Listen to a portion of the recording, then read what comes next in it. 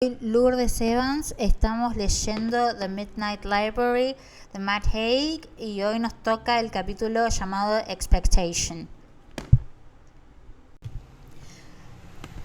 Expectation. Nora had always had a problem accepting herself. From as far back as she could remember, she'd had the sense that she wasn't enough. Her parents, who both had their own insecurities, had encouraged that idea. She imagined now what it would be like to accept herself completely. Every mistake she had ever made, every mark on her body, every dream she hadn't reached or pain she had felt, every lust or longing she had suppressed. She imagined accepting it all, the way she accepted nature, the way she accepted a glacier or a puffin or a breach of a whale, or the breach of a whale. She imagined seeing herself as just another brilliant freak of nature, just another sentient animal trying their best, and in doing so, she imagined what it was like to be free. Próximo capítulo, Life and Death and the Quantum Wave Function. With Hugo, it wasn't a library. It's a video store, he said, leaning against the cheap-looking cupboard where the coffee was kept.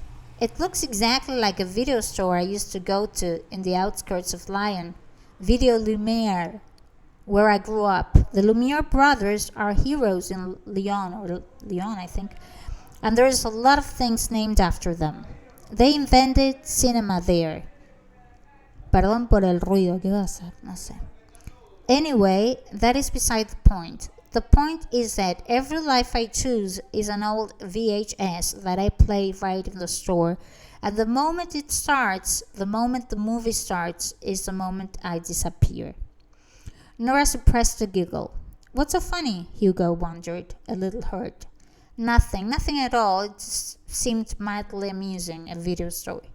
Oh, and a library? That is entirely sensible. More sensible, yes, I mean, at least you can still use books. Who plays videos these days? Interesting. I had no idea there was such a thing as between life snobbery. You are an education. Sorry, Hugo. Okay. I will ask a sensible question. Is there anyone else there? A person who helps you choose each life? He nodded. Oh yeah, it's my uncle Philippe. He died years ago, and he never even worked in a video store. It's so illogical. Nora told him about Mrs. Elm. School librarian? Mocked Hugo. That's pretty funny too. Nora ignored him. Do you reckon there are ghosts? Guiding spirits? Guardian angels? What are they? It felt so ludicrous in the heart of a scientific facility to be talking like this. They are, Hugo gestured, as if trying to pluck the right term from the air. An interpretation. Interpretation. I have met others like us, Hugo said. You see, I have been in the in-between state for a long time. I have encountered a few other sliders. That's what I call them. Us. We're sliders. We have a root life in which we're lying somewhere, unconscious, suspended between life and death, and then we arrive in a place. And it is always something different. A library, a video store, an art gallery, a casino, a restaurant. What does that tell you? Nora shrugged and thought, listening to the hum of the central heating, that it's all bullshit? That none of this is real? No, because the template is always the same. For instance, there is always someone else there, a guide. Only ever one person. There are always someone who has helped. There are always someone who has helped the person at a significant time in their life. The setting is always somewhere with emotional significance. And there is usually talk of root lives or branches. Nora thought about being consoled by Mrs. Elm when her dad died. staying with her, comforting her. It was probably the most kindness anyone had ever shown her. And there is always an infinite range of choices, Hugo went on. An infinite number of videotapes or books or paintings or meals. Now, I am a scientist, and I have lived many scientific lives. In my original root life, I have a degree in biology. I have also, in another life, been a Nobel Prize winning chemist. I have been a marine biologist trying to protect the Great Barrier Reef, but my weakness was always physics. At first, I had no idea of how to find out what was happening to me, until I met a woman in one life who was going through what we are going through, and in her root life, she was a quantum physicist. Professor Dominique Bisset at Montpellier University. She explained it all to me. The many worlds interpretation of quantum physics. So that means a kind-faced, pink-skinned, auburn-bearded man, whose name Nora didn't know, came into the kitchen to rinse a coffee cup, then smiled at them. "See you tomorrow," he said, in a soft American, maybe Canadian accent, before patting away his slippers. "Yes," Nora said. "See you," said Hugo, before returning in a more hushed tone to his main thread. "The universal wave function is real, Nora. That's what Professor Bisset said." "What?" Hugo held up a finger. A slightly annoying, wait a minute kind of finger. Nora resisted a strong urge to grab it and twist it. "Erwin Schrödinger, he of the cat. Yes, the cat guy. He said that in quantum physics, every alternative possibility happens simultaneously, all at once, in the same place. Quantum superposition. The cat in the box is both alive and dead. You could open the box and see that it was alive or dead. That's how it goes. But in one sense, even after the box is open, the cat is still both alive and dead. Every universe exists over every other universe, like a million pictures on tracing paper, all with slight variations within the same frame. The many worlds interpretation of quantum physics suggests there are an infinite number of divergent parallel universes. Every moment of your life you enter a new universe, with every decision you make. And traditionally, it was thought that there could be no communication or transference between those worlds, even though they happen in the same space, even though they happen literally millimeters away from us. But what about us? We're doing that. Exactly, I am here, but I also know I am not here. I am also lying in a hospital in Paris, having an aneurysm. And I am also skydiving in Arizona, and traveling around southern India, and tasting wine in Lyon, and lying on a yacht off the Côte d'Azur, whatever. I knew it. Vraiment? He was, she decided, quite beautiful. You seem more suited to strolling the Croisette in Cannes than an Arctic adventure. He widened his right hand like a starfish. 5 days. 5 days I have been in this life. That is my record. Maybe this is the life for me. Interesting. You're going to have a very cold life. And who knows? Maybe you are too. I mean, if the bear didn't take you back to your library, maybe nothing will. He started to fill the kettle. Science tells us that the gray zone between life and death is a mysterious place. There is a singular point at which we are not one thing or another. Or rather, we are both, alive and dead.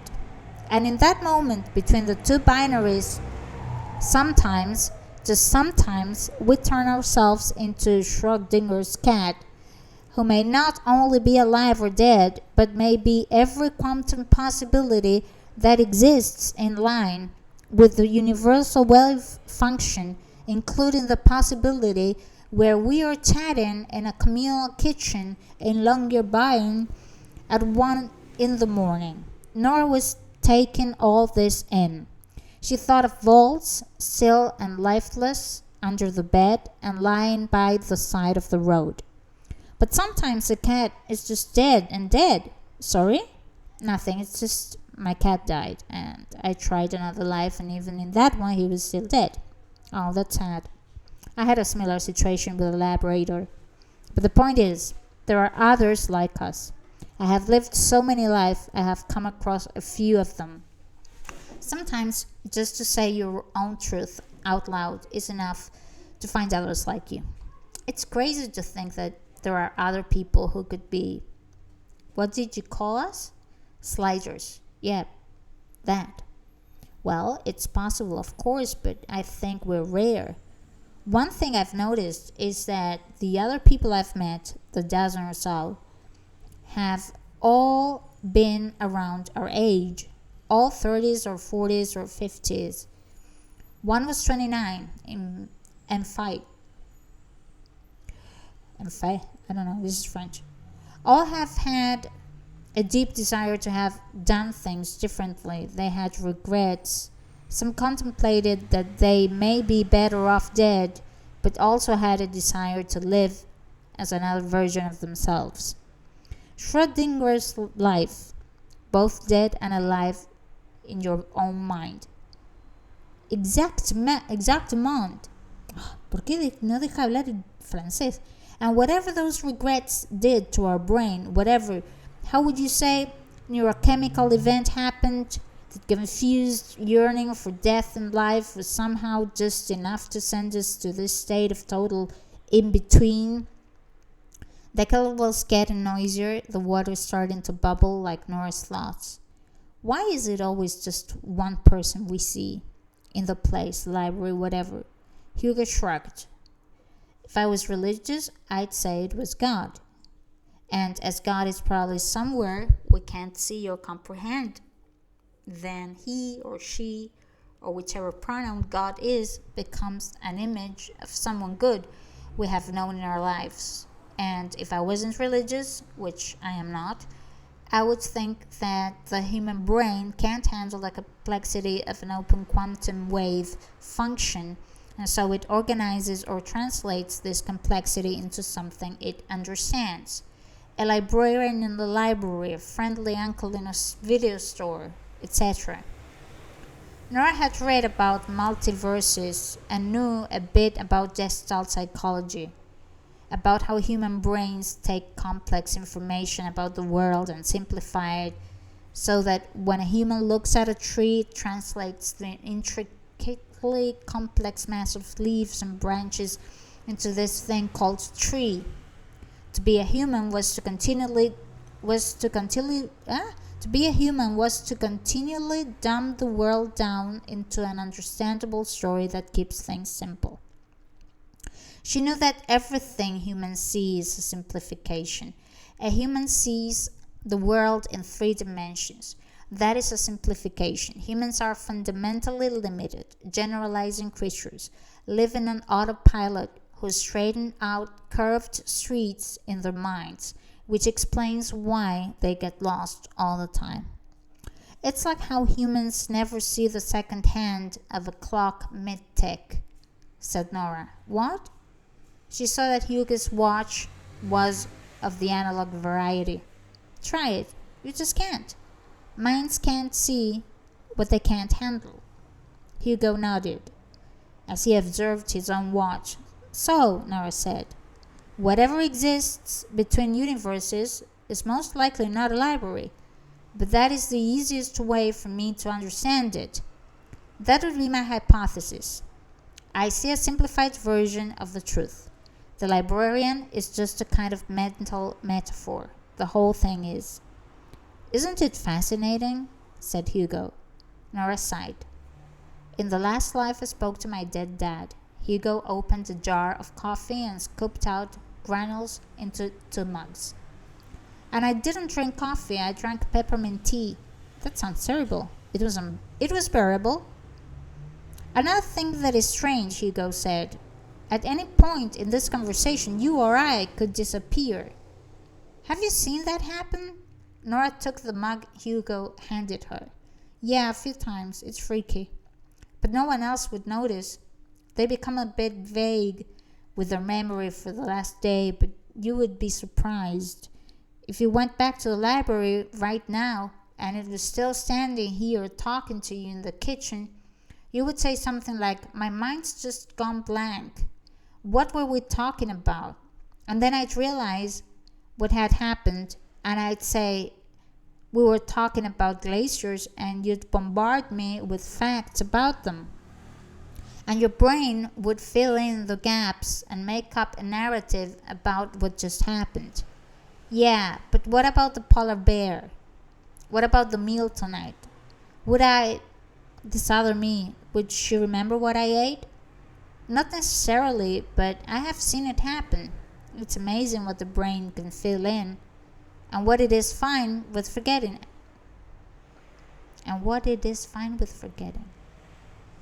So what was I like yesterday? He locked eyes. They were pretty eyes. Nora momentarily felt pulled into his orbit like a satellite to Earth. Exquisite, charming, intelligent, beautiful, much like now. She laughed it off. Stop being so French. Awkward pause.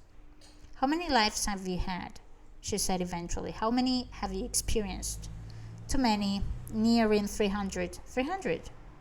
I have seen so many things on every continent on Earth, and yet I have never found the life for me. I am resigned to being this way forever. There will never be a life that I truly want to live forever. I get too curious. I get too much of a yearning to live another way. And you don't need to make that face. It's not sad. I am happily in limbo. But what if one day there is no video store? Nora thought about Mrs. Elm panicking at the computer and the flickering lights in the library. What if one day you disappear for good before you have found a life to settle in? He shrugged. Then I will die. And it means I would have died anyway in the life I lived before. I kind of like being a slider. I like imperfection. I like keeping death as an option. I like never having to settle. I think my situation is different. I think my death is more imminent. If I don't find a life to live in pretty soon, I think I'll be gone for good. She explained the problem she'd had last time with transferring back. Oh yeah, well, that might be bad, but it might not be. You do realize there are infinite possibilities here. I mean, the multiverse isn't about just some universes. It's not about a handful of universes. It's not even about a lot of universes. It's not about 1,000,000 or 1,000,000,000 or 1,000,000,000,000 universes. It's about an infinite number of universes. Even with you in them. You could be you in any version of the world, however unlikely the world would be. You're only limited by your imagination. You can be very creative with the regrets you want to undo. I once undid a regret about not doing something I'd contemplated as a teenager, doing aerospace engineering and becoming an astronaut. And so, in one life, I became an astronaut. I haven't been to space, but I became someone who had been there for a little while. The thing you have to remember is that this is an opportunity, and it is rare, and we can undo any mistake we made, live any life we want, any life, dream big. You can be anything you want to be, because in one life you are... She sipped her coffee, I understand. But you will never live if you're looking for the meaning of life, he said wisely. You're quoting Camus. You got me. He was staring at her. Nora no longer minded his intensity, but was becoming a little concerned about her own. I was a philosophy student, she said, as blandly as she could manage, avoiding his eyes. He was close to her now. There was something equally annoying and attractive about Hugo. He exuded an arrogant immorality that made his face something to either slap or kiss depending on the circumstances. "In one life we have known each other for years and are married," he said. "In most lives I don't know you at all," she countered, now staring straight at him. "That's so bad." "I don't think so." "Really?" "Really," she smiled. "We're special, Nora. We're chosen. No one understands us. No one understands anyone. We're not chosen. The only reason I am still in this life is because of you." She lunged forward and kissed him.